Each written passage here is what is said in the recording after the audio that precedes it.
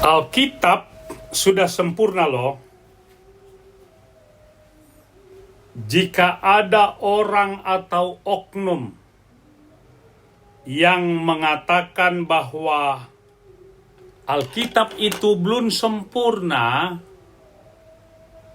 siapapun orangnya, apalagi orang baru pindah agama, maka secara jelas dan tanda saya katakan, mereka ini masih perlu belajar tentang sejarah agama secara komprehensif. Tidak hanya belajar secara dangkal dan sempit, apalagi katanya dan katanya.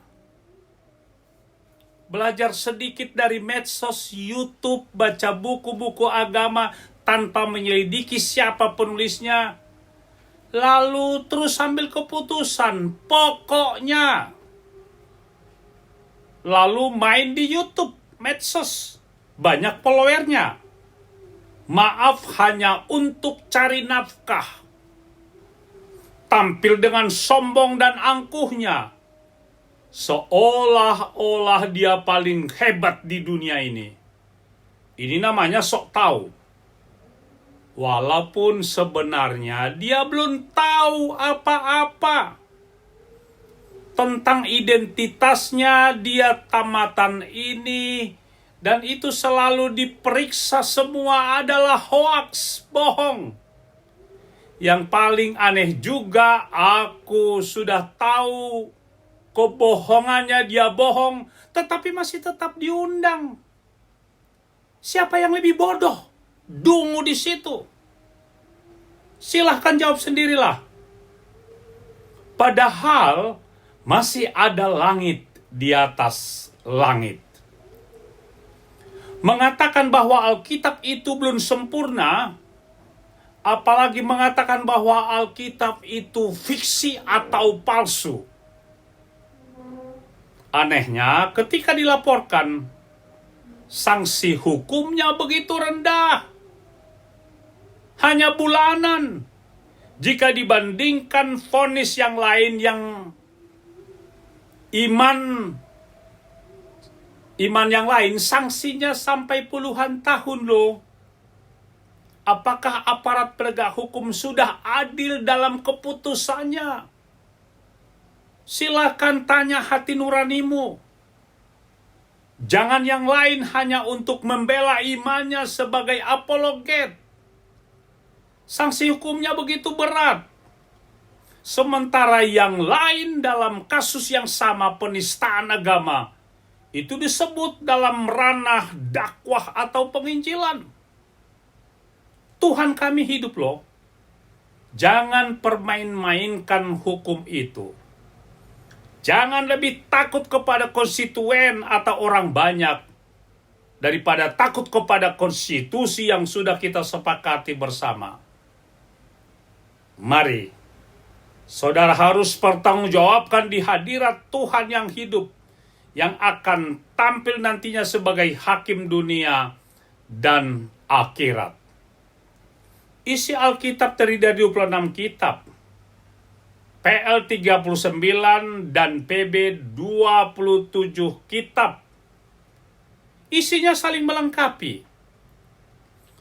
PL dalam bentuk sejarah dan nubuat, dan isi PB penggenapan nubuat, kelahiran, pekerjaan, kematian, dan kebangkitan Yesus, serta kematiannya.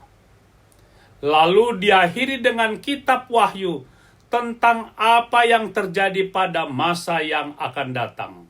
Parusia eskatologi. Jangan pernah juga mengatakan bahwa Yesus itu hanya nabi. Dia juga sebagai imam, raja, dan sekaligus Tuhan dan juru selamat dunia. Jangan juga mengatakan bahwa Yesus itu hanya untuk orang Yahudi saja. Dengan mengutip tentang orang-orang Samaria, satu ayat saja. Tetapi tidak melihat teks dan konteksnya. dan ayat Alkitab secara keseluruhan. Makanya Anda perlu belajar banyak tentang sejarah Alkitab itu sendiri.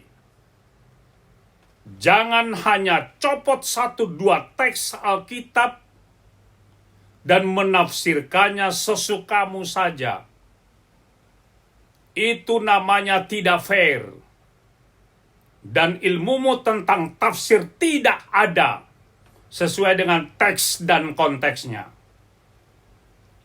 Usul konkret saya, mari pelajari, pahami, dan imani saja kitab sucimu.